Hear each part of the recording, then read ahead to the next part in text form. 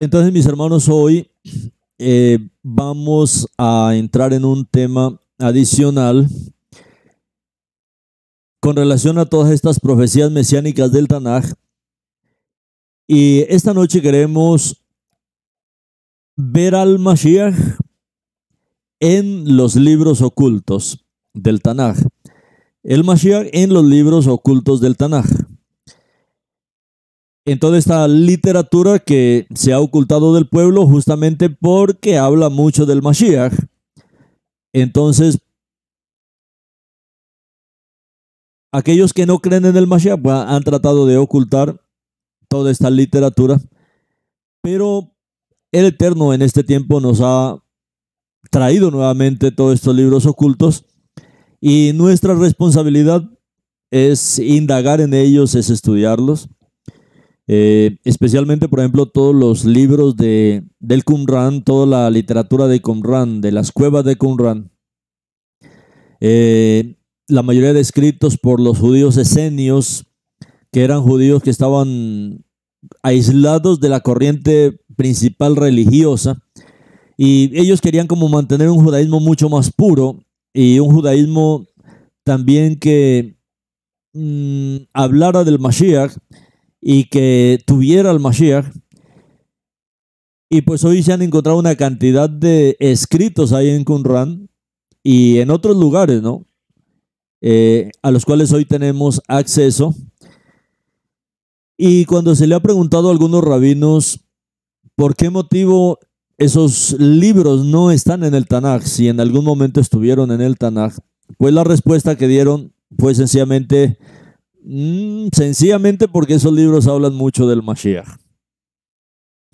Y vamos a ver algunos de estos libros y vamos a ver que el Mashiach está presente en todos los libros ocultos, libros antiguos ocultos que algún día estuvieron en el Tanaj y que fueron sacados solamente porque hablaban del Mashiach. Uno de los libros ocultos es el libro de la sabiduría de Salomón.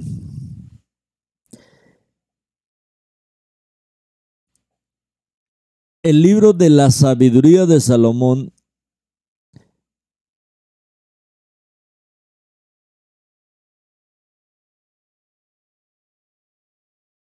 hoy pues ya no es oculto, es un libro que hoy lo podemos leer, aún si usted lo quiere descargar, lo tenemos aquí por este mismo grupo de chat en vivo. Usted lo puede buscar como el libro de la sabiduría de Salomón y ahí está el PDF, si lo quiere descargar. El judaísmo de los creyentes del Mashiach. Y escuche como lo estoy diciendo, el judaísmo de los creyentes en Mashiach se basa en la lógica y la conclusión lógica de que Yeshua de Nazaret cumplió con todas las profecías que hablan de él en el Tanaj. Como hemos estado repitiendo una y otra vez, son 330 profecías que hablan de quién era el Mashiach, dando todos los detalles con respecto al Mashiach. Entonces, el judaísmo de los creyentes en Mashiach se basa, es algo lógico y la conclusión a la que llegamos, pues es lógico. ¿Quién es el Mashiach? El que cumple estas 330 profecías. No es para usted pensar, no es para que usted se vuelva loco, no, es algo lógico que el Eterno habló de estas 330 profecías en el Tanaj con relación a quién sería el Mashiach, y pues nosotros sencillamente hemos visto quién cumplió en la historia todas estas 330 profecías, y pues como el Eterno dice, el que cumpla esas 330, pues él es el Mashiach. Esto es simplemente una cuestión de una lógica muy sencilla y también matemática. Porque no podemos decir, bueno, este cumplió 300, faltaron 30. Posiblemente pueda ser el no. Es que el Mashiach verdadero tiene que cumplir las 330 profecías completas. Y pues es lógico, o no, mis hermanos, es algo muy sencillo de hacer esta matemática. El que cumpla las 330 profecías que habla el Tanaj, el canon hebreo, ese es el Mashiach. Y si nosotros nos ponemos a hacer cálculos y decimos, bueno, ahí esta persona o este Mesías que cumplió el 50% de todas estas profecías, entonces él tiene el 50% de posibilidades de ser el Mashiach. O sea, no funciona así. El Tanaj, el Eterno nos está mostrando algo para que usted no tenga dudas.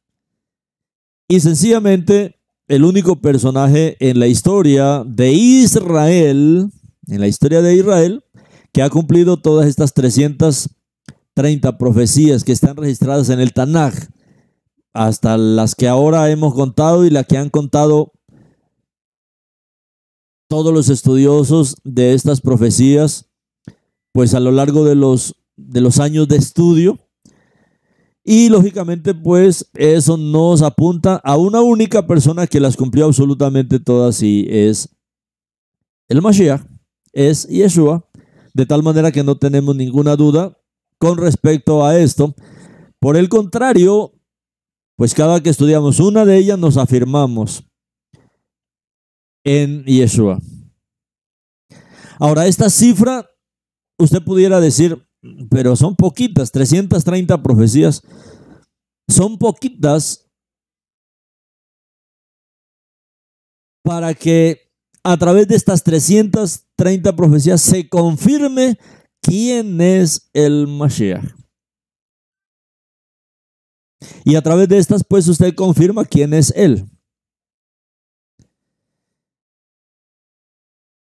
Ahora, miren hermanos, las probabilidades, y esto sí que es una locura, las probabilidades de que Yeshua cumpliera todas estas profecías y que fuera una casualidad, digamos así, que hubiesen 2 o 3 o 4 personas que hubieran cumplido todas 330, pero el problema es que no ha habido otra persona, únicamente el Mashiach, que ha cumplido todas 330 profecías. Entonces, ¿cómo dejar lugar a dudas de que él no sea el Mashiach? Como lo están hoy predicando los grupos antimisioneros, antimesiánicos. Entonces, que se hayan puesto estas 330 profecías, estas 330 señales, pruebas, y que solo una persona la haya cumplido, es suficiente. Ahora, si varios la hubieran cumplido, ahí sí nos podría pensar, pero el problema es que solo uno las cumplió.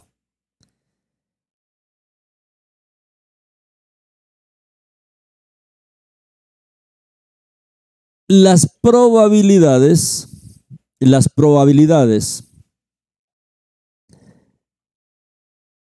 de que alguien cumpliera todo esto, por eso es una prueba. Las probabilidades para que el verdadero Mashiach las cumpliera son de 75 trillones de trillones de trillones de trillones de trillones de trillones de trillones. Les hablo así, con todos esos trillones. Las posibilidades, pues eso es demasiado, demasiado exacto, porque las probabilidades de que una persona nomás las cumpliera, de acuerdo al número de personas que ha habido en el mundo, la única posibilidad entre 75 trillones de trillones de trillones de trillones de trillones de trillones. O sea, eso es demasiado. ¿Por qué? Solo alrededor de 107.000 millones de personas han caminado sobre esta tierra. Personas que han nacido, han muerto, han pasado. Desde que el primer hombre sobre la tierra fue creado. 107.000 millones de personas han caminado sobre la tierra. Ahora, 107.000 comparado a todas estas posibilidades de 75 trillones. Esta cifra supera con creces la prueba estadística de una prueba de ADN. O sea, usted puede estar 100% seguro que él es el Mashiach, porque es el único en todas estas posibilidades que las cumplió. Si fueran 2 o 3 personas, pero es que la posibilidad era que solo una persona las cumpliera y esa persona que las cumplió es el Mashiach. Entonces las posibilidades de que Yeshua no sea el Mashiach es más difícil todavía, es más difícil. Es imposible, con todas estas posibilidades, es imposible que Yeshua no sea el Mashiach. O sea, para nosotros se pone del otro lado.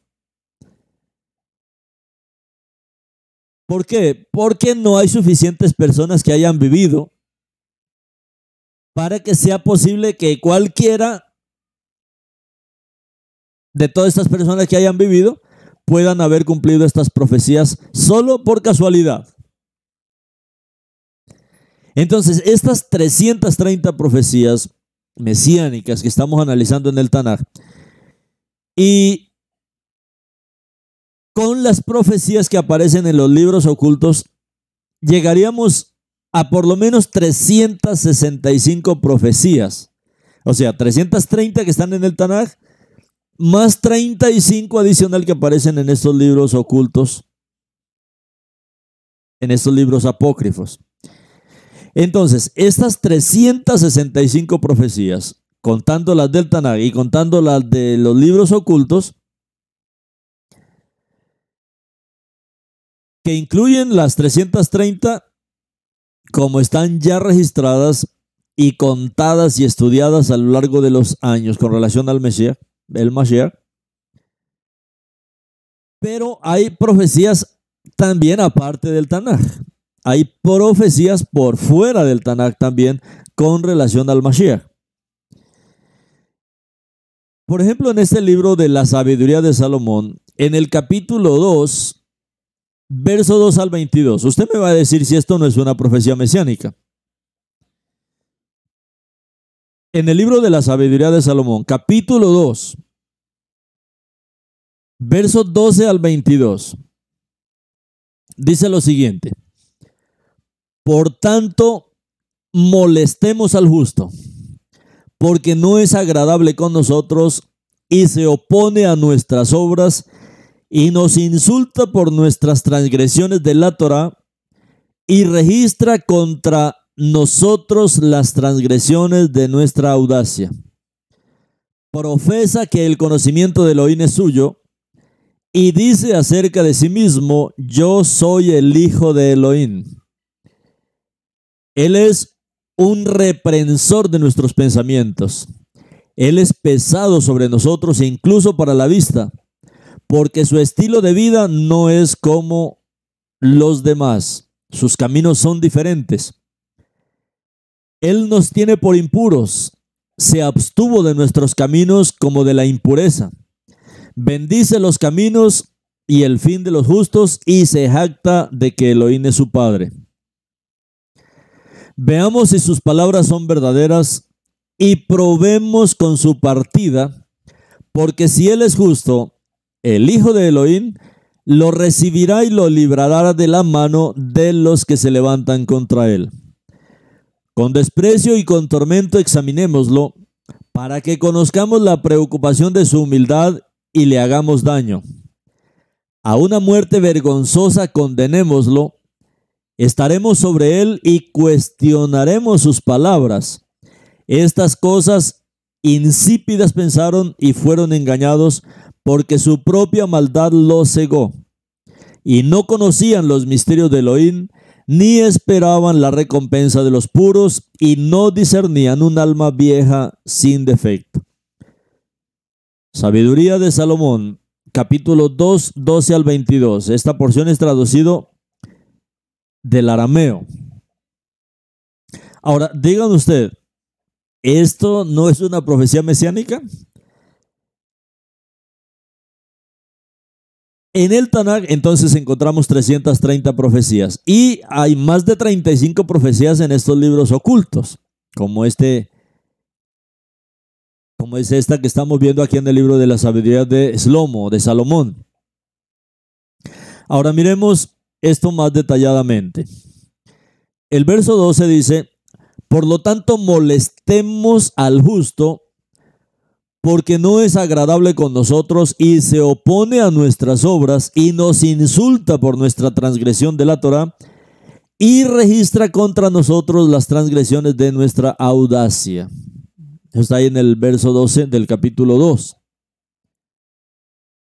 Ahora, estos versos dan a una profecía notable de la forma en que Yeshua se levantó contra la transgresión de la Torá en Matitiao 15, 1 al 3. Entonces algunos perushim y maestros de la Torá de Jerusalén vinieron a Yeshua y le preguntaron: ¿por qué tus talmidim rompen las tradiciones de los ancianos? Ellos no hacen netilada yadayim antes de comer. Él respondió: en verdad, ¿por qué ustedes rompen el mandamiento de Elohim por sus tradiciones? Ahora, en este libro de la sabiduría de Shlomo, en el verso 13 dice, el profeta, verso 13, él profesa que el conocimiento de Elohim es suyo y dice acerca de sí mismo: soy el hijo de Elohim. De hecho, pues el Brit Hadashah nos repite esto y una y otra vez, como es el caso de Matitiyahu, Yohanan, donde cita a Yeshua cuando se enfureció al decir, por ejemplo, yo soy el hijo de Elohim, cuando muchos se enfurecían porque él decía esto.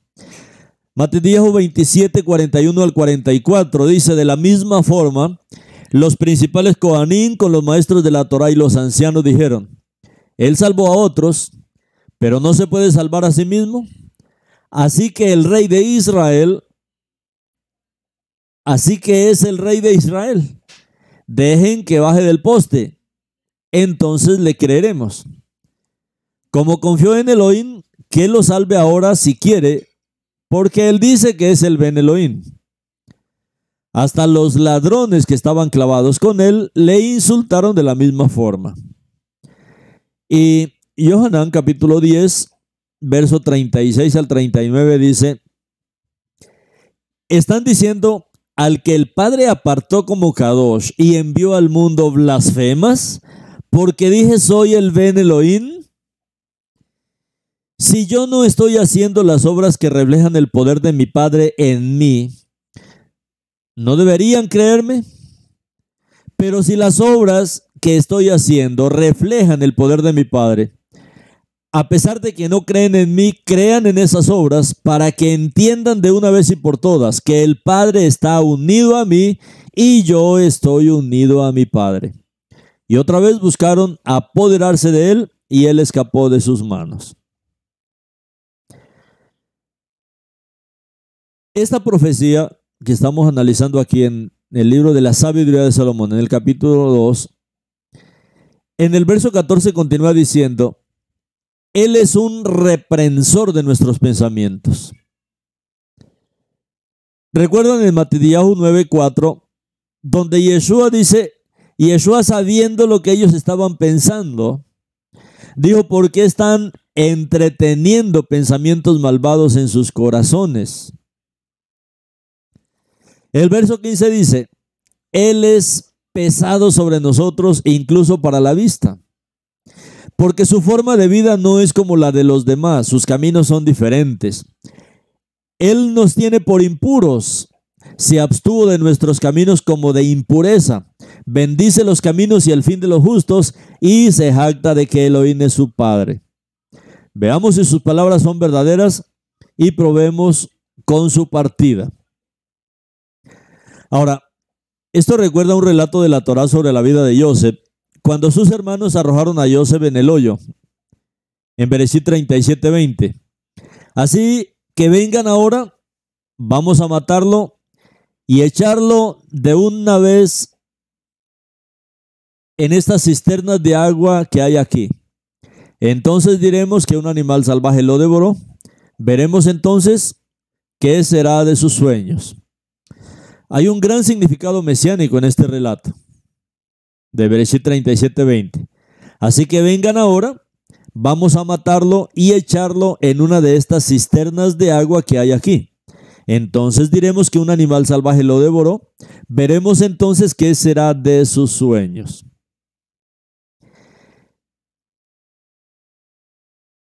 Aquí hay un gran significado mesiánico. La vida de Yosef fue un tipo de la primera venida del Mashiach, que se asemeja al Mashiach ben Yosef, al Mashiach que habla el judaísmo rabínico, que le da este título, el Mashiach ben Yosef. El Mashiach ben Yosef es el Mashiach sufriente y se le llama también el Mashiach ben Yosef porque sus hermanos fueron redimidos por su sufrimiento. Como Yosef el patriarca, Yeshua también fue traicionado por los suyos por unas pocas piezas de plata, en Bereshit 37:28, que está la experiencia de Yosef, cuando fue arrojado al pozo, fue arrojado a la muerte y resucitado para que pudiera redimir a sus hermanos. Como Yosef, la enseñanza y la revelación de Yeshua enfurecen a sus hermanos, quienes trataron de poner a prueba sus afirmaciones arrojándolo en el pozo, arrojándolo a la muerte. El verso 18 de este libro de la sabiduría dice: porque si el justo es el hijo de Elohim, lo recibirá y lo librará de la mano de los que se levantan contra él. Como vimos en el Tehilim 22, en el Salmo 22, que es una de las más hermosas profecías mesiánicas completas, en el verso 8 del Tehilim 22 dice, diciendo, él se encomendó a Adonai, así que él lo libere, que él lo salve, pues en él se complacía. Ahora, ambos fueron cumplidos por Yeshua, como leemos en Matitiyahu y en Yohanan. Matitiyahu 27:43 dice, como confió en Elohim que lo salve ahora si quiere, porque él dice que es el Ben Elohim. Y Yohanan 5:18 dice, y debido a esto, los judeanos buscaban especialmente matarlo, porque según su alajá, no solo él violaba el Shabbat, sino que también porque alegaba que Elohim era su padre, diciendo que incluso él era igual con Eloah.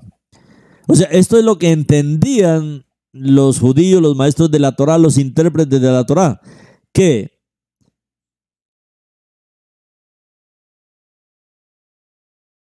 él alegaba que él era el Ben Elohim, que Elohim era el padre, y en el pensamiento de ellos entendían directamente que al decir que Yeshua era el Ben Elohim, él estaba diciendo que él era igual a Eloah.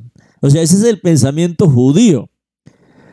Por eso muchos que han venido del cristianismo hoy hacia el camino de la fe hebrea, luchan con estos términos porque están tratando de entender estas oraciones y este hablar del Mashiach desde un punto de vista aparte del pueblo de Israel.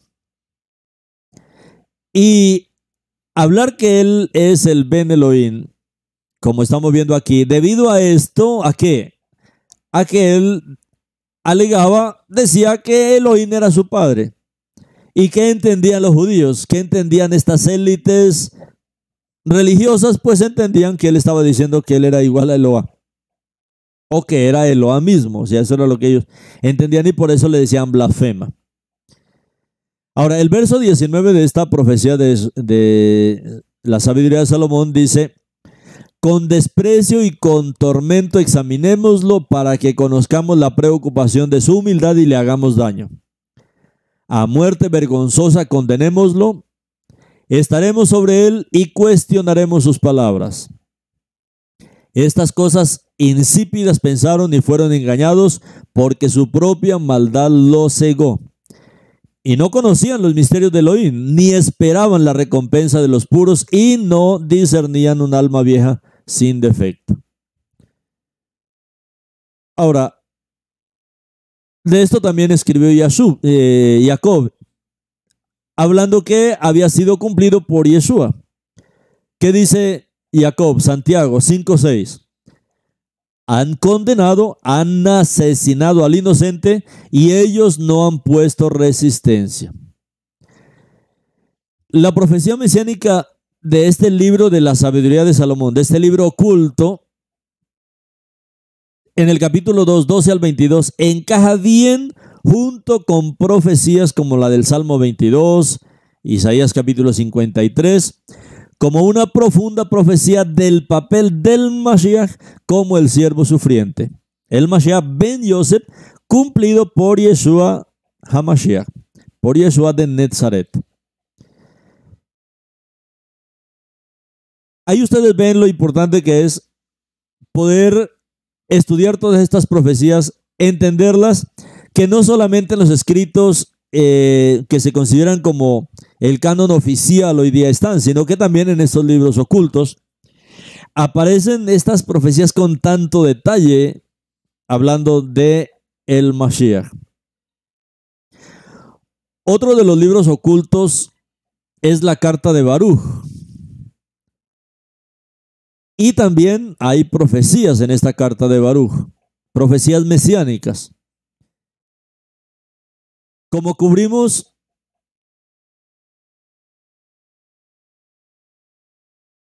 en esta profecía del libro de la sabiduría, y como hemos visto todas estas profecías del Tanaj, estas 330 profecías que vemos en el Tanaj, ahora estamos agregando una más, pero que se encuentra en los libros apócrifos, que se encuentra en estos libros ocultos. Ahora vamos a una importante profecía mesiánica en la que quizás nunca haya usted oído hablar. Y esta profecía se encuentra en el libro de Baruch. Baruch, ¿recuerda quién era Baruch? Baruch, el escriba de Yirmiyahu, el escriba de Jeremías. El libro de Baruch es otro libro que se encuentra entre los conocidos como ocultos, como libros apócrifos. Y ya ustedes van a ver por qué se ocultó. Estos son libros que son considerados canónicos por todas las iglesias cristianas preprotestantes. Por las iglesias de Oriente son considerados canónicos. O sea, en las Biblias de Oriente está en su canon. Preprotestantes. Antes de nacer el protestantismo, entonces estas Biblias de Oriente ya aparecía y aparece aún este libro de Baruch.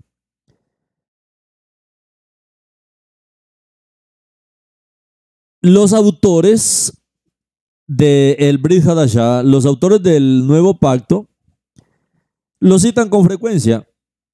Y los llamados padres de la iglesia también citaron este libro de Baruch. Ahora veamos en Baruch, capítulo 3, 29 al 30. Mire cómo dice esta profecía. ¿Quién subió al cielo? ¿Quién subió al cielo? La tomó. Hablando de la sabiduría. ¿Quién subió al cielo? La tomó. ¿Y la hizo descender de las nubes? ¿Quién cruzó el mar y la encontró y la comprará por oro puro.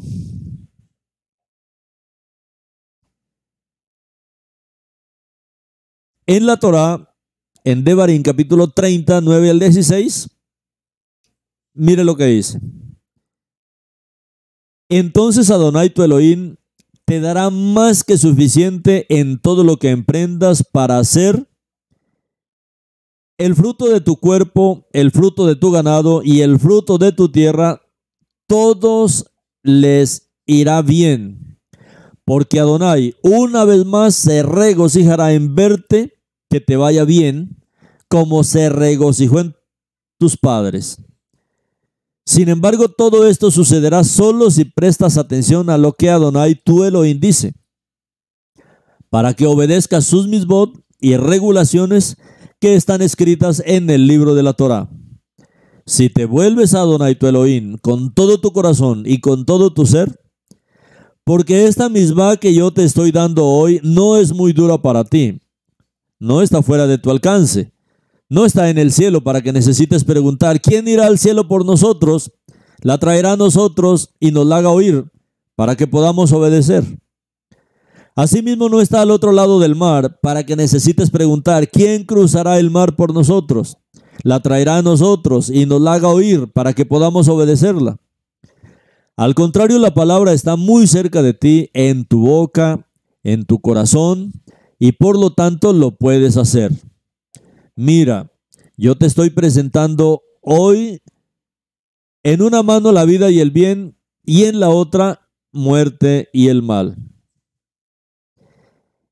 En que te estoy ordenando hoy a amar a Adonai tu Elohim, a seguir sus caminos y a obedecer sus misbot, regulaciones y estatutos, porque si lo haces vivirás y aumentarás tus números, y Adonai tu Elohim te bendecirá en la tierra que estás entrando para tomar posesión de ella. Les vuelvo a leer la profecía de Baruch. ¿Quién subió al cielo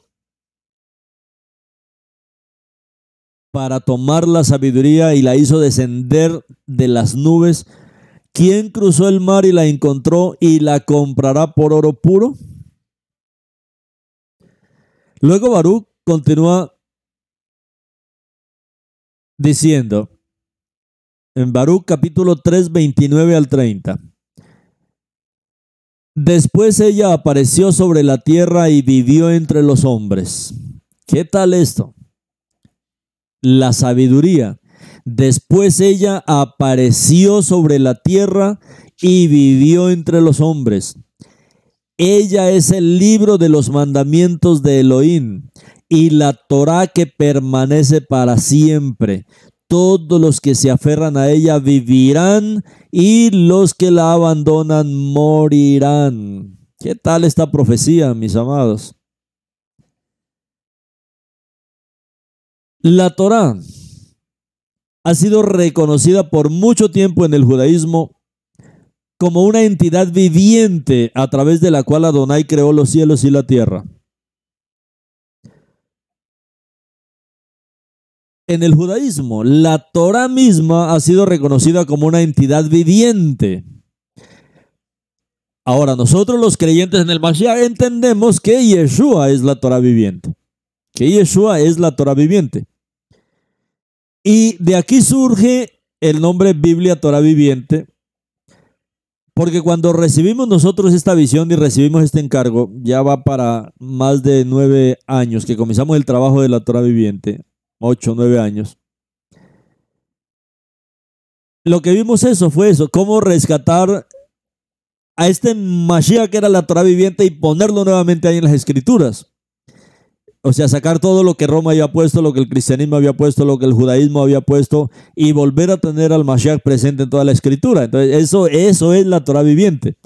La Biblia Torá viviente. Por eso unimos todo, porque era a la Biblia le quitaron todas las cosas de Israel y a la Torá le quitaron todo lo del Mashiach. Entonces, no, esto tiene que ser entonces Biblia y Torá completas. Y de ahí es el nombre Biblia Torá y viviente por el Mashiach. Ahora, en el judaísmo siempre se ha reconocido y por mucho tiempo se ha reconocido que la Torá es una entidad viviente a través de la cual pues Adonai creó los cielos y la tierra. Ahora, Esto lo dice en el Midrash Rabbah. Y así está escrito en el Midrash Rabbah de Génesis 1:5. La Torá declara: yo era la herramienta del trabajo del santo, bendito sea. La Torá declara: yo era la herramienta de trabajo del santo, bendito sea. En la práctica humana, cuando un rey mortal construye un palacio, no lo hace con su propia habilidad, sino con la habilidad de un arquitecto. Además, el arquitecto no lo construye de su cabeza, sino que emplea planos y diagramas para saber cómo disponer las cámaras y las puertas peatonales incorporadas. Así Elohim consultó la Torá y creó al mundo, mientras que la Torá declara: en el principio Elohim creó, comenzando refiriéndose a la Torá, como en este pasuk, donde Adonai me hizo como el comienzo de su camino, de Proverbios 8:22. Esto es precisamente lo que los seguidores originales de Yeshua creían del Mashiach. O sea, esto era lo que creían todos los seguidores originales del Mashiach, de Yeshua. Y el Verbo se hizo carne y habitó entre nosotros. Mire la profecía, vuelvo y se la leo. La profecía que aparece en el capítulo 3 de Baruch, hablando de la sabiduría: después ella apareció sobre la tierra y vivió entre los hombres. Ella es el libro de los mandamientos de Elohim. Ella, la sabiduría, la Torá, que es el libro de los mandamientos de Elohim, apareció en la tierra y vivió entre los hombres. ¿Qué tal esta imagen? ¿Qué tal esta profecía? Y la Torá que permanece para siempre, todos los que se aferran a ella vivirán, y los que la abandonan morirán. Eso es lo que obtenemos hoy cuando nos aferramos a la Torá viviente, a Yeshua, la Torá viviente, al Mashiach, la Torá viviente, pues obtenemos vida. Pero si abandonamos al Mashiach, vamos a morir espiritualmente. Y el Brit Hadashah habla de esta profecía en estas palabras, como está en Yohanan 1:14: y el Verbo se hizo carne y habitó entre nosotros. Ahora, desde el 1 al 14, en la versión aramea que aparece en la Torá viviente, dice: en el principio Miltá ya existía, y la palabra misma existía con Elohim, y Elohim era la palabra misma. En el principio Miltá. Esta palabra Miltá, que es una palabra aramea, significa en el principio la palabra, la emanación, la manifestación, la sustancia de Elohim. Ya existía, y la palabra misma existía con Elohim, y Elohim era la palabra misma. Este mismo estaba en el origen con Elohim. Todo estaba en su mano, y sin él ni siquiera existiera una cosa de las cosas que existen. En él estaba la vida, y la vida era la luz de los hombres. Y la luz brilla en la oscuridad, y la oscuridad no prevaleció. Hubo un hombre enviado por Elohim, su nombre era Yohanan. Vino por testigo para testificar acerca de la luz, a fin de que todos creyesen por medio de él. Él no era la luz, sino que fue enviado para dar testimonio de esa luz. Aquel uno que es la luz de la verdad, que ilumina a cada persona que viene al mundo, él estaba en el mundo, y el mundo existía por su mano, y el mundo no lo conocía. Él vino a lo suyo, a su pueblo, pero los suyos, los de su oficio, no lo reconocieron. Pero a quienes le recibieron, les dio la autoridad de convertirse en hijos de Elohim, incluso a los que creen en su nombre. Aquellos no han nacido de sangre, ni del deseo de la carne, ni del deseo de un hombre, sino de Elohim. Y la palabra se hizo carne y habitó, quedó, descansó, descendió entre nosotros. Y nosotros contemplamos su kabod, esplendor de Elohim, el uno, Ekadayá, lleno de bondad, verdad, y habitó. entre nosotros. Y aquel verbo fue hecho carne e hizo suca, tabernáculo entre nosotros. Aquí está el cumplimiento de esta profecía de la que habla el libro de Baruch. Después ella apareció sobre la tierra y vivió entre los hombres. Oye, qué maravilloso, o sea, qué maravillosa profecía. Y ella, hablando de la sabiduría, es el libro de los mandamientos de Elohim. Y la Torah, hablando de la sabiduría que permanece para siempre, hablando del Mashiach. Y todos los que se aferran a ella, a la sabiduría, al Mashiach, vivirán, y los que la abandonan morirán. Toda esta profecía la vemos cumplida en el registro que hace el escritor de Yohanan. Además, el escritor judío del primer siglo llamado Filón, él escribe que el verbo, el logos y el Mesías es lo mismo, son uno y el mismo. Eso lo dice Filón del primer siglo. El verbo, el logos, la palabra y el Mesías son uno y el mismo, lo mismo que está diciendo aquí Yohanan. La cabeza de todas las cosas es el verbo, el logos eterno, el logos eterno del Elohim eterno, bajo el cual, como si fueran sus pies u otros miembros, está colocado el mundo entero, sobre el cual él pasa y se mantiene firme. Ahora bien, no es porque el Mashiach sea Adonai que pasa y se sienta sobre el mundo entero para su asiento con el Eterno, sino para su perfecta plenitud. El mundo necesita el cuidado y la supervisión de la palabra del Mashiach. Como dice, que es por la palabra que todo se sustenta, por esa piedad que él tiene con su creación. El verbo divino, el verbo vivo, el verbo hecho carne, no solamente creó el mundo y nos dejó aquí, no, él administra, él supervisa a este mundo continuamente. A todos los seres vivos necesitan de su supervisión. Todo en este universo necesita una cabeza sin la cual es imposible vivir. Por eso es que Filón está hablando de eso, que el Mashiach, que es el Logos, que es la cabeza, él es la cabeza de todas las cosas.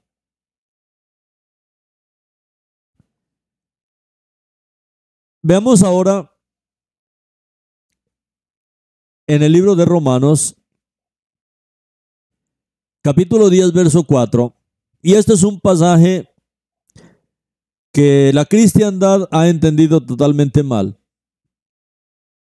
10:4 de Romanos. Porque el objetivo final al que apunta la Torah escrita es el Mashiach, quien ofrece justicia a todo aquel que en él cree.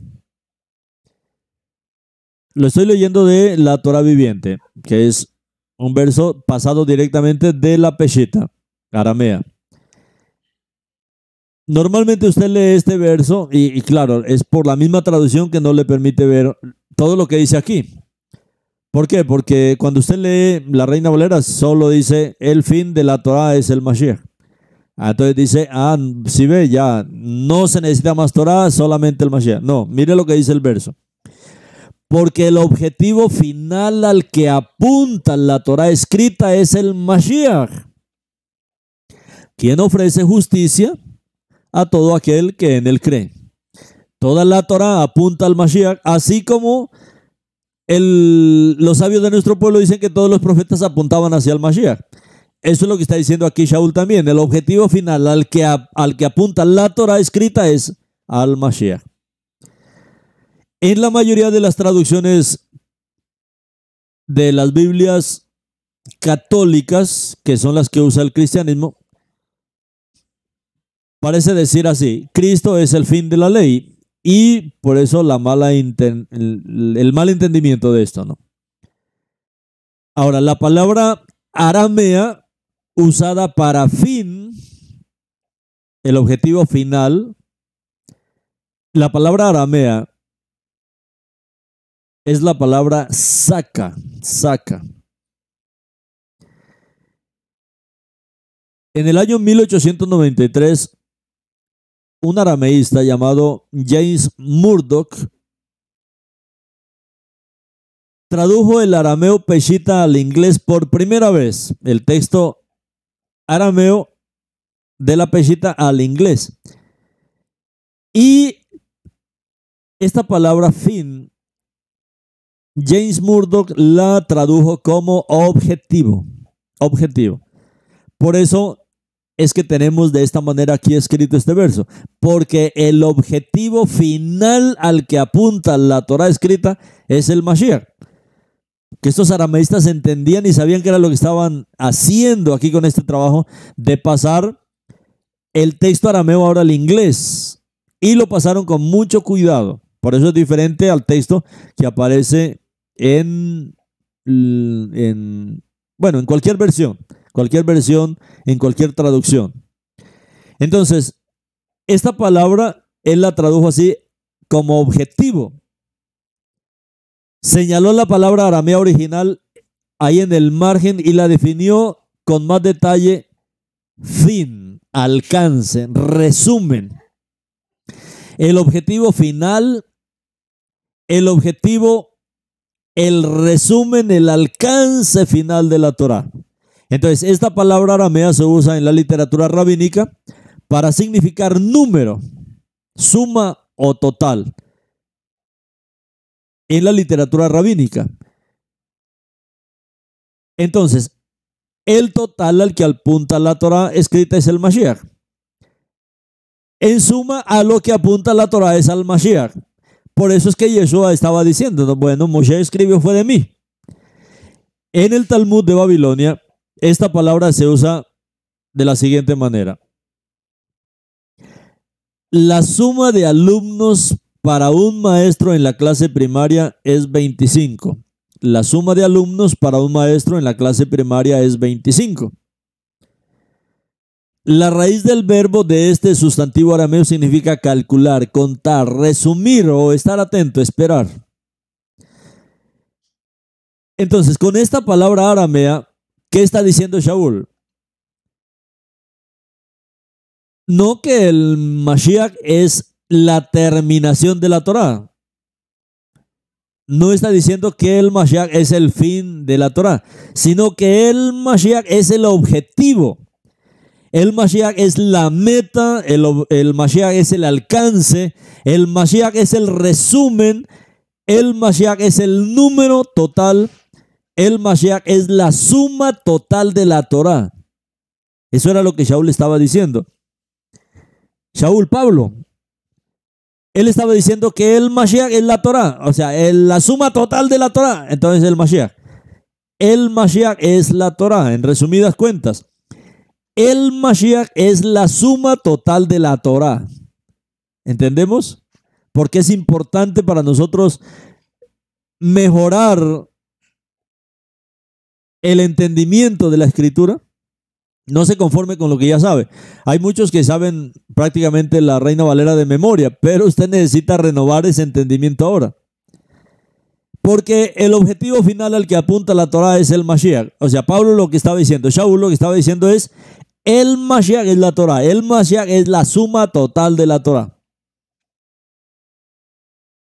Romanos 10, 5, ahí Shaul continúa diciendo: pues Moshe escribe acerca de la justicia basada en la Torah. El que haga estas cosas vivirá por ellas. Recuerde un momento. Shaul acaba de decir que el Mashiach es la suma de la Torah. Que el Mashiach es la Torah. Y ahora está citando la Torah para probar que la vida proviene de la Torah. En Romanos 10, 6, 8. Pero la justicia, la Sedaká, que es por medio de la emuná, dice así: no digas en tu corazón, ¿quién ha subido al cielo y ha hecho descender al Mashiach a la tierra? ¿O quién descendió al hoyo sin fondo del Sheol y sacó al Mashiach de entre los muertos? ¿Mas qué dice realmente la Torah? La respuesta está en tu boca y en tu corazón. Esta es la palabra de Emuná, la palabra de fe que proclamamos, a saber, lo que leímos en Devarim 30, del 11 al 14. Ahora los comentaristas cristianos han tomado a Shaul, a Pablo, para contrastar la justicia que es por la Torah de Romanos 10:5 con la justicia que es por la fe de Romanos 10:6, para probar que el Mashiach es el fin, la terminación de la ley de la Torah, como establece Romanos 10:4. Pero hay varios problemas con esta interpretación. Para empezar, ya hemos mostrado que el punto de Shaul, de Pablo, aquí en Romanos 10:4, no es que el Mashiach es la terminación de la ley, sino que el Mashiach es la meta, el Mashiach es la suma total de la Torah. Y en segundo lugar, Romanos 10:5 y Romanos 10:6, ambos citan pasajes de la Torah para probar sus puntos.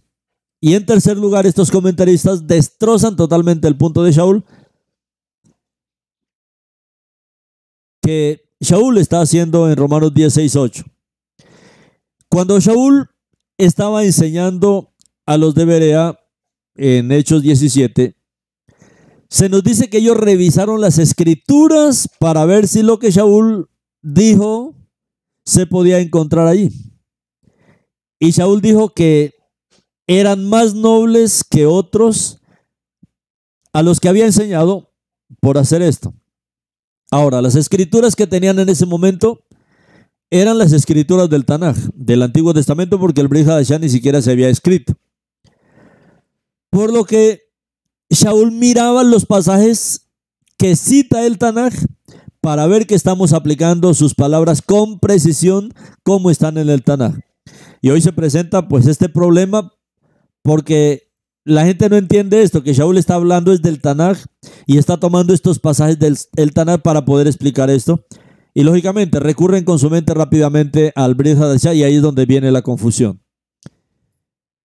No estoy diciendo que el Brit Hadashah está mal, sino que la aplicación la hacen mal. Así que seamos buenos boreanos como estos hermanos de Berea y veamos la porción de la Torah que Shaul cita en Romanos 10:6-8. Y veamos lo que realmente dice en contexto y vea cómo lo está usando Shaul, porque lo que está haciendo Shaul es citar a Devarim, Deuteronomio 30, 12 al 14.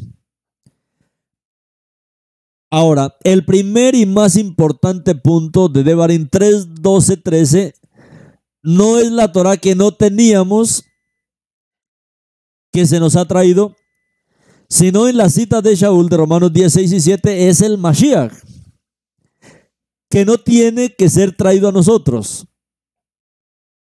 Shaul está aplicando su lógica de que el Mashiach es la suma de la Torah de Romanos 10:4, reafirmando así que estamos en lo correcto en nuestra comprensión de Romanos 10:4.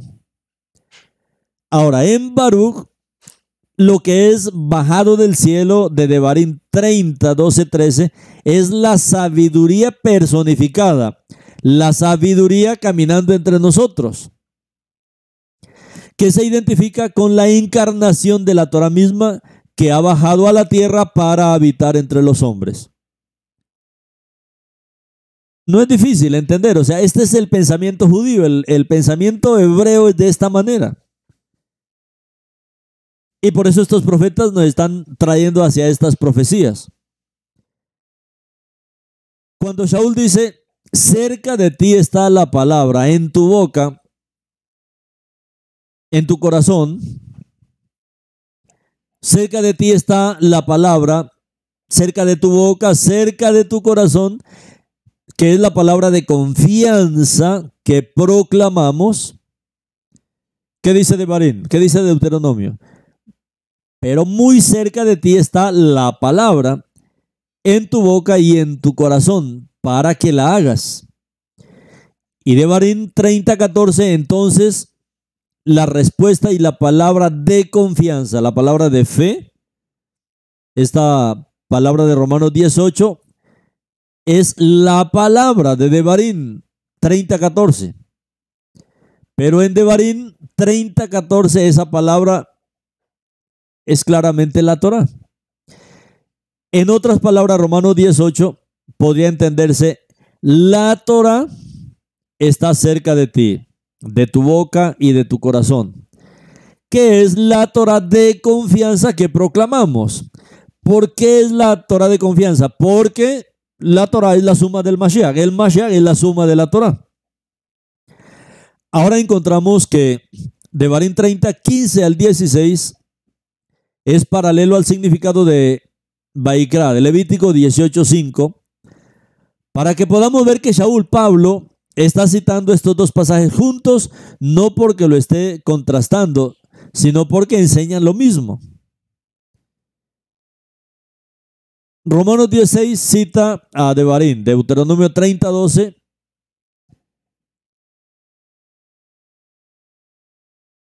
¿Y qué dice Shaul aquí? ¿Quién subirá por nosotros al cielo?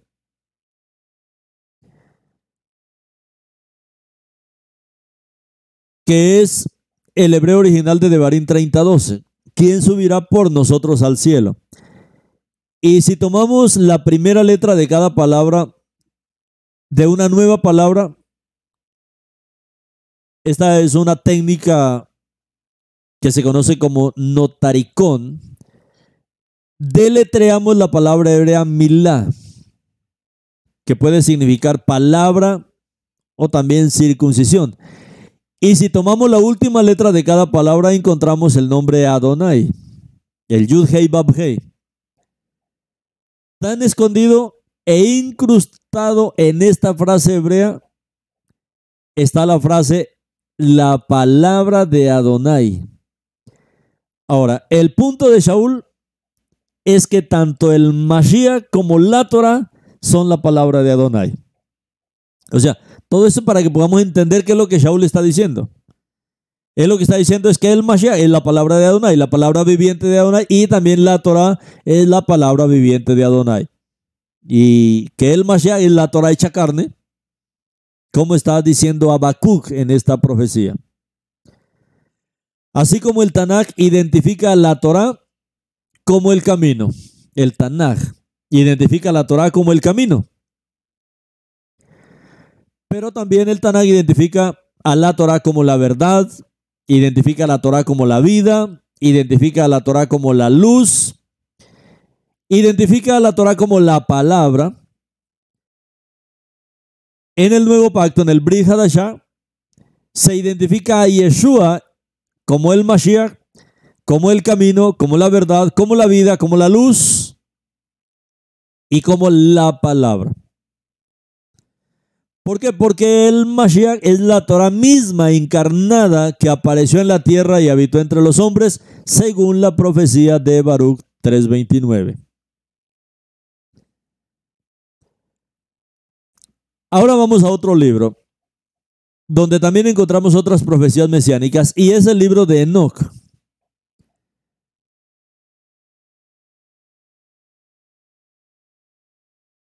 Y a la pregunta que les estaba haciendo cuando comenzamos a hacer los diferentes comentarios, ¿por qué los rabinos suprimieron el libro de Enoc? ¿Por qué ya no se lee? Ni en las sinagogas, ni en su cultura. ¿Por qué los rabinos suprimieron el libro de Enoc? En la era del Segundo Templo, el libro de Enoc fue ampliamente utilizado y aceptado en el judaísmo. Se encontraron 7 copias del libro entre los rollos del Mar Muerto. Y los seguidores judíos originales de Yeshua hicieron referencia al contenido del libro no menos de 128 veces en los escritos del Nuevo Pacto. Los libros que llegaron a ser conocidos como el Nuevo Testamento en la cristiandad. Y el libro de Judas, en realidad, cita el libro de Enoch en Judas 1, 14, 15. Y hace una cita de Enoch del primer libro de Enoch, capítulo 1, verso 9. Ciertamente fue de sus predecesores judíos creyentes en Mashiach que los cristianos gentiles heredaron el libro. Los primeros padres de la iglesia, cristianos, usaron el libro junto con los demás. Tertuliano incluso lo llamó Sagrada Escritura, hablando del libro de Enoch.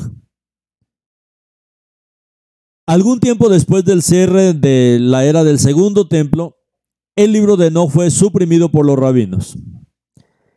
El rabino Shimeón ben Yohai, un sabio tanaítico del siglo II y compilador tradicional del Zohar, indica que los rabinos usaron el libro en secreto, pero lo suprimieron por temor a que los laicos pudieran ser engañados al malinterpretarlo. El rabino Shimeón dijo, mire esto. El rabino Shimeón dijo, si hubiera estado vivo cuando el santo bendito sea le dio a la humanidad el libro de Enoch y el libro de Adán, me habría esforzado por evitar su difusión, porque no todos los sabios los leyeron con la debida atención y así extraer de ellas ideas pervertidas, tales como desviar a los hombres del Altísimo a la adoración de poderes extraños. Ahora, sin embargo, los sabios que comprenden estas cosas las mantienen en secreto y por lo tanto se fortalecen en el servicio de su maestro. Eso dice Zohar, capítulo 1, verso 72 en la parte B. El llamado padre de la iglesia Tertuliano, que vivió en el año 155 al 240 después del Mashiach, él escribió, pero ya que Enoch en la misma escritura ha predicado igualmente acerca del Mashiach, nada de lo que nos concierne debe ser rechazado por nosotros. Y leemos que toda escritura adecuada para la edificación es de inspiración divina. Para los judíos ahora puede parecer que ha sido rechazado por esa misma razón. Al igual que todas las otras porciones, casi que hablan del Mashiach. O sea, cualquier publicación que hable del Mashiach es inmediatamente rechazadas por la corriente ortodoxa. Tampoco, por supuesto, es maravilloso este hecho que no recibieron algunas escrituras que hablaban de aquel a quien incluso en persona, hablando en su presencia, no debían recibir. A estas consideraciones se agrega el hecho de que Enoch posee un testimonio en Judas.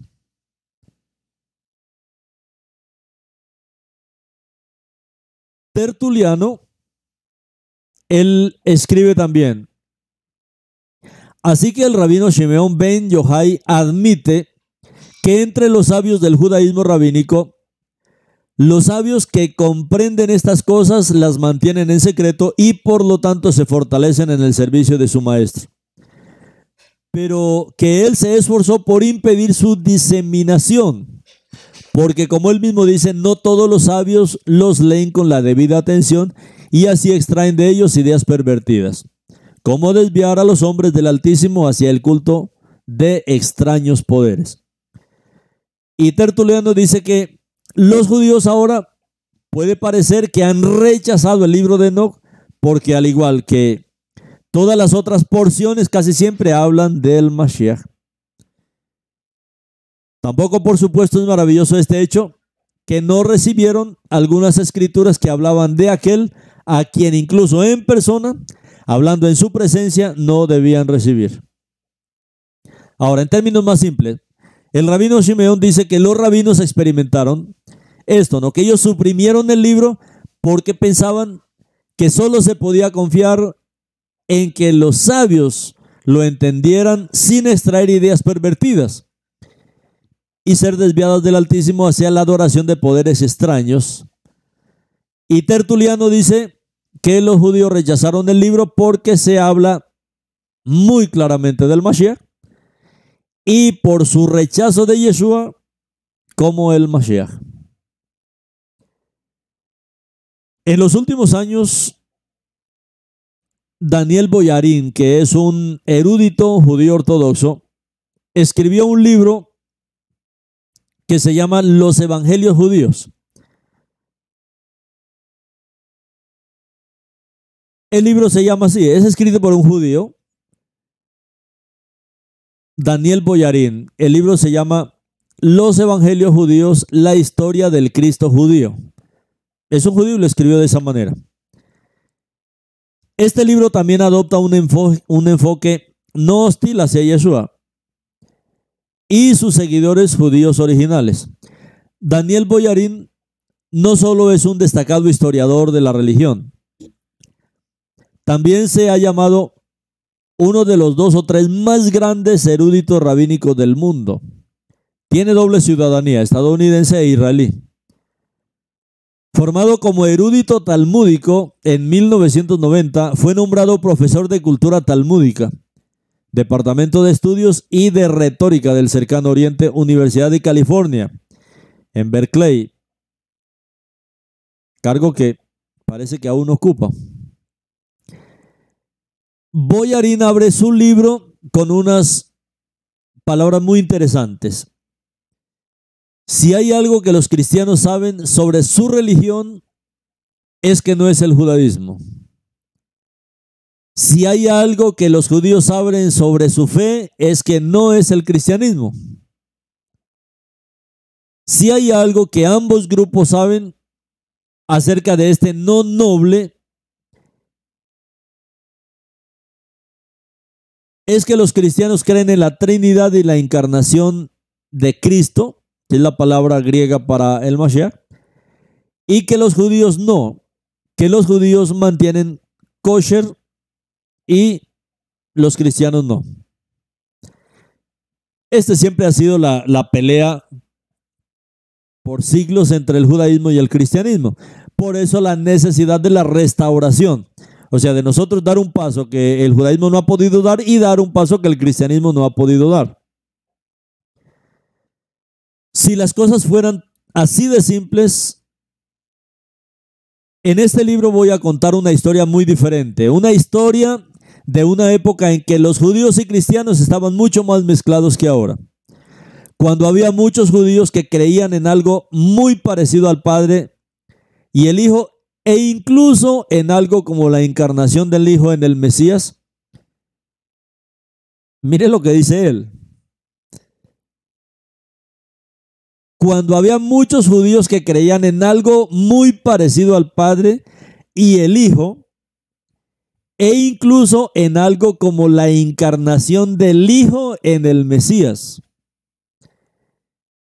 Y cuando los seguidores del Mesías se mantuvieron kosher como judíos y en consecuencia un tiempo en el que la diferencia entre el judaísmo y el cristianismo simplemente no existía como ahora.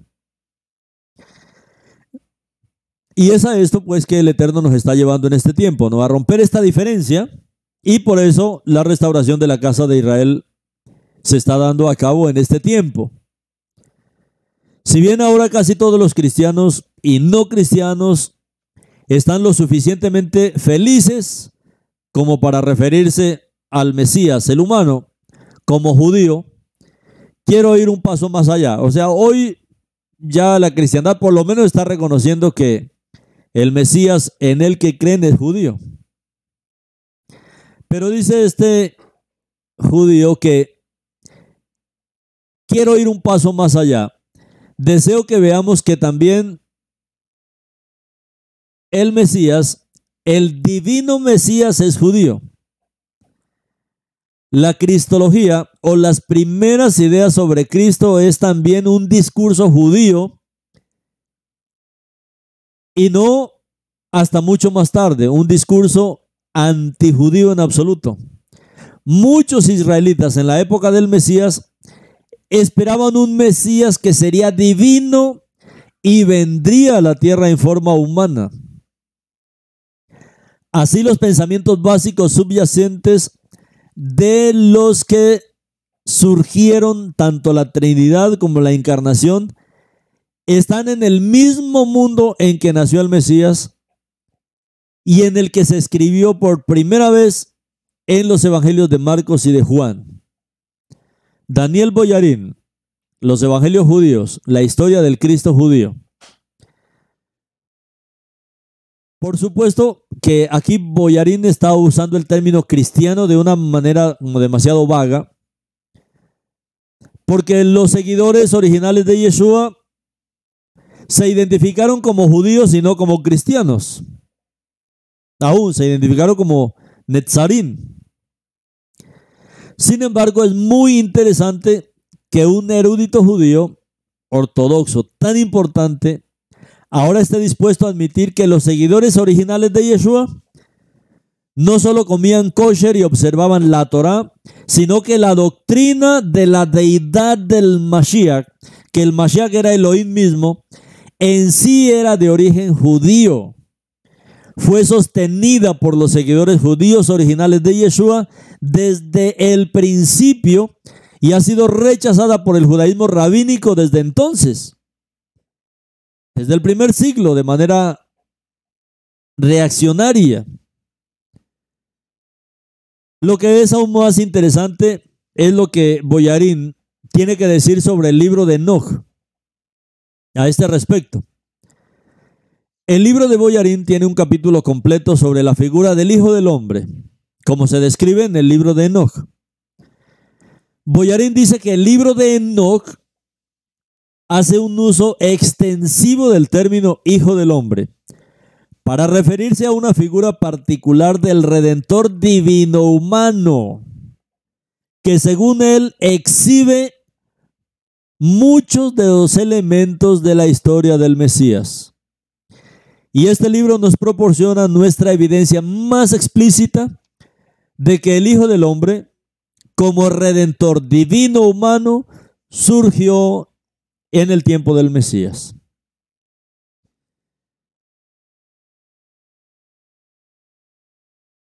Como conclusión, podríamos decir que lo que aprendemos de esto es que hubo controversia entre los judíos acerca del Hijo del Hombre mucho antes de que se escribieran los evangelios, la Bet Sorá. Algunos judíos aceptaron y algunos rechazaron la idea de un Mesías divino. Esto siempre ha sido una guerra a lo largo de la historia.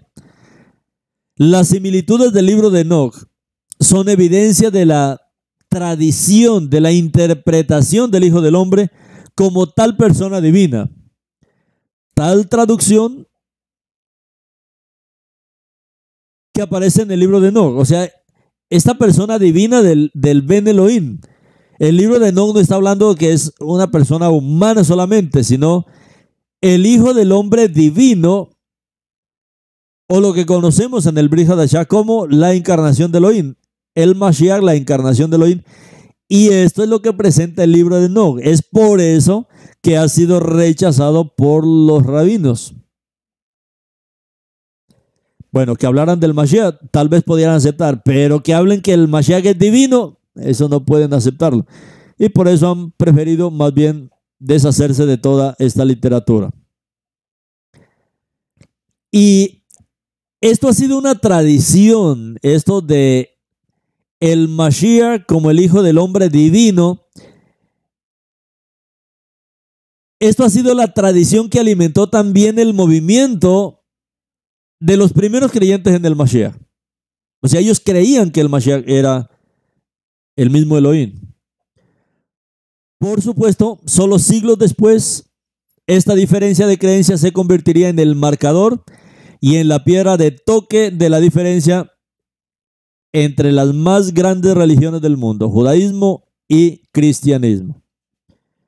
Entonces, Boyarín incluso escribe y dice, en el libro de Enoch, esta figura es parte de Elohim, como divinidad segunda o menor.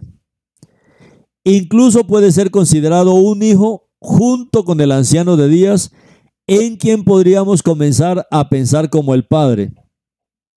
Aunque la designación del Mesías también aparece en otros lugares, como Enoch 48, donde las similitudes de las ideas del Evangelio acerca del Mesías son más pronunciadas. Y luego, él cita el capítulo 48 del libro de Enoch en su libro. Y en ese lugar vi la figura, capítulo 48, desde el 1. Y en ese lugar vi la fuente de la justicia que era inagotable.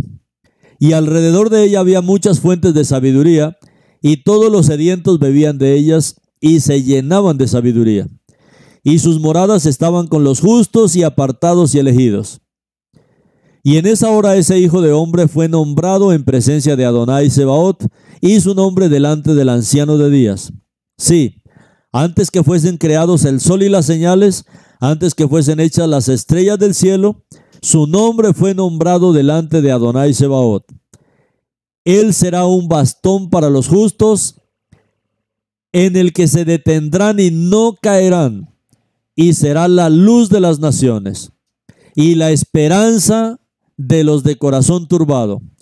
Todos los habitantes de la tierra se postrarán y adorarán delante de él, y alabarán, bendecirán y celebrarán con cántico a Adonai Sebaot.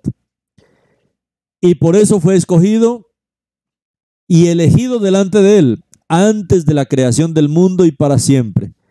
Y la sabiduría de Adonai Sebaot lo ha revelado a los apartados y justos, porque ha preservado la suerte de los justos.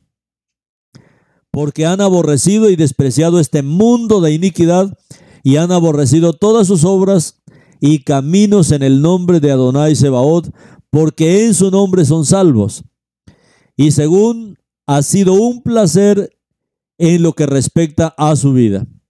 En estos días abatidos serán los reyes de la tierra y los fuertes que poseen la tierra por las obras de sus manos, porque en el día de su angustia y aflicción no podrán salvarse a sí mismos, y los entregaré en manos de mis escogidos como paja en el fuego, así arderán delante de la faz del apartado, como plomo en el agua se hundirán delante de la faz de los justos, y no dejarán rastros de ellos, se hallarán más.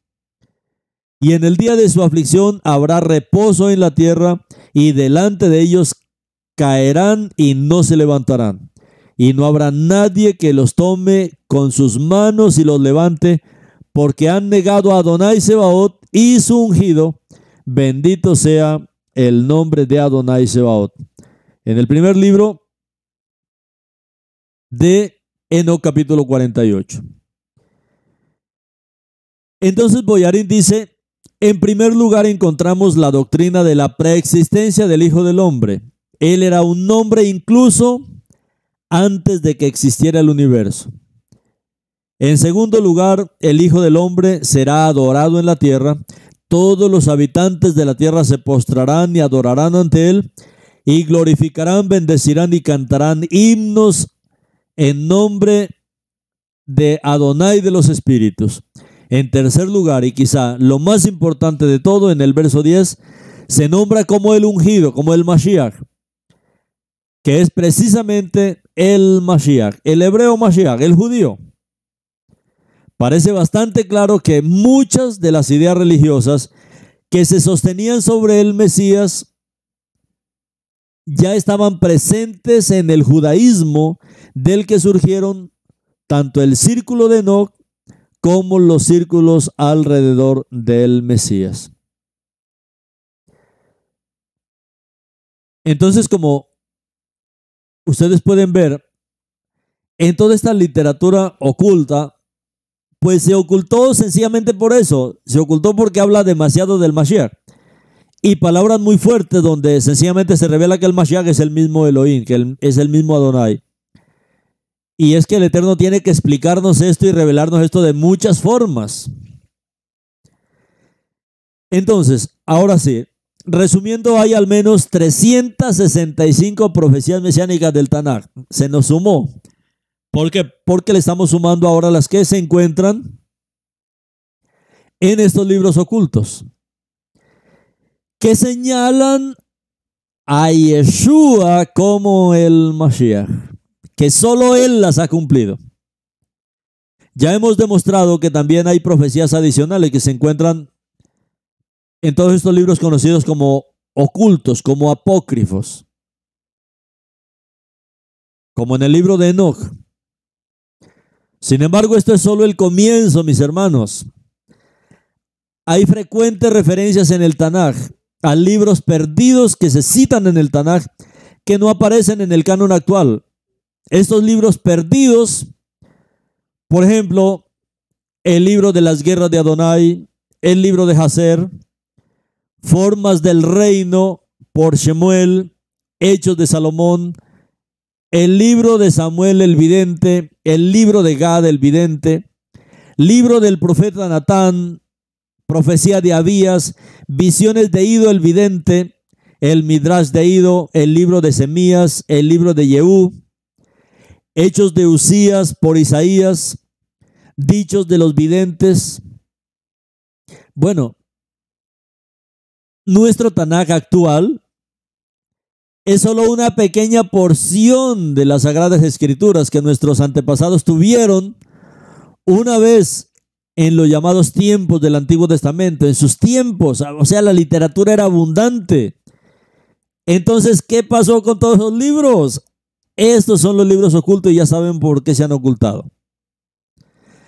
Aprendimos que Rabí Shimeón había dicho sobre el libro de Enoch que si él hubiese estado presente cuando el santo y bendito sea dio el libro de Enoch a la humanidad, pues sencillamente él se hubiese esforzado por evitar que se conociera este libro en la humanidad.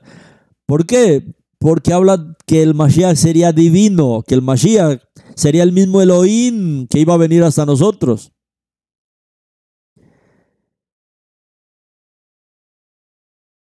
Y es por eso que se mantienen en secreto, se han ocultado. Pero aquellos que los descubren, pues se fortalecían en el servicio a su maestro. ¿Qué aprendimos también? Que uno de los padres de la iglesia, de los primeros creyentes, llamado Tertuliano, también escribió que Enoch pues había profetizado, había predicado acerca de este Mesías divino que hoy es rechazado.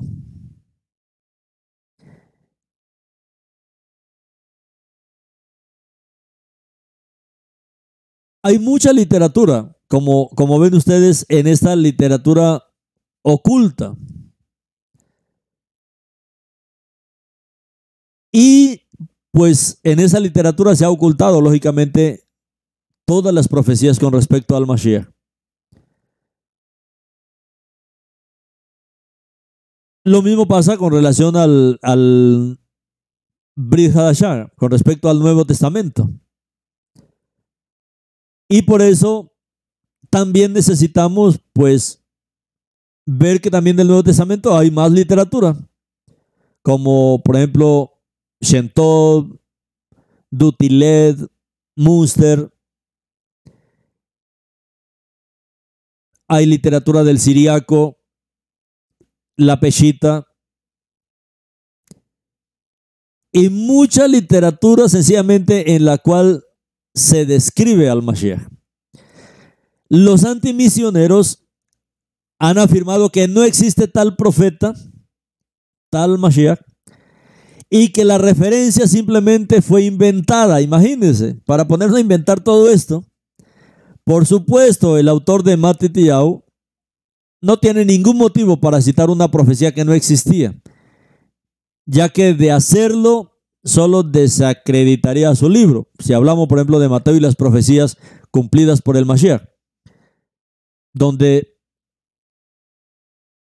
hay profecías que se registran en Mateo y también están registradas en los libros perdidos del Tanaj. Entonces, estas más de 365 profecías en el Tanaj que señalan a Yeshua como el Mashiach son solo un fragmento de la cantidad de profecías que alguna vez estuvieron contenidas en los libros que ahora hemos perdido. Estas profecías perdidas también eran mucho menos vagas que las profecías que permanecen ahí en el Tanaj. La buena noticia es que gran parte de este material pues se está restaurando como parte de lo que está profetizado en el mismo libro de Enoch. Y mira lo que dice el libro de Enoch.